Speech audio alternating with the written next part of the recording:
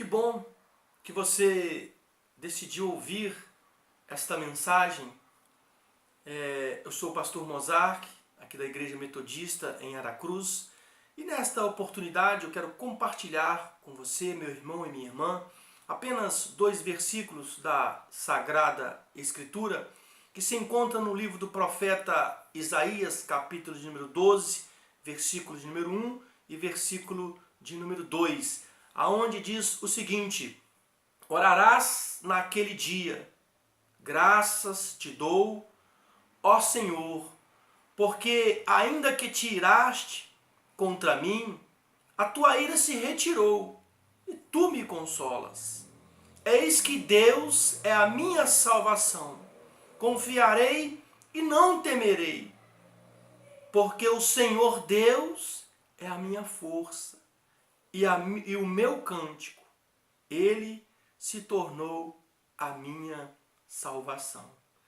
É muito interessante as palavras do profeta Isaías aqui neste texto, porque ele diz o seguinte: orarás naquele dia. Ou seja, no passado, o povo de Israel havia pecado contra o Senhor e a ira do Senhor se acendeu contra aquele povo. E ao fazer a sua narrativa, o profeta Isaías diz que ainda que o Senhor te iraste contra o povo, a tua ira se retirou. Ou seja, a sua ira se afastou do povo e o Senhor os consola. E quando eu olho para esta palavra e tento assim fazer uma ponte com os nossos dias atuais, nós podemos observar que muitas das vezes Deus também olha para nós dessa mesma forma, no sentido de que a sua ira também muitas das vezes se acende também, mas ela se afasta quando nós reconhecemos os nossos pecados, quando nós reconhecemos que somos falhos, quando nós reconhecemos que precisamos do Senhor. E é por isso que o profeta Isaías diz: graças eu te dou, porque a tua ira se retirou contra nós e o Senhor me consolas. E ao dizer isso, o profeta Isaías ainda ratifica dizendo que Deus é o Deus da minha salvação. Ou seja, apesar de todos os acontecidos durante a caminhada do povo, apesar de todos esses pecados que o povo veio a fazer contra Deus, a ira do Senhor se retirou contra eles. E por que eu estou dizendo isso? Porque muitas das vezes nós pensamos que o Senhor não nos ama quando nós cometemos algum tipo de pecado. Muito pelo contrário, Deus nos ama mesmo estando nós em pecado.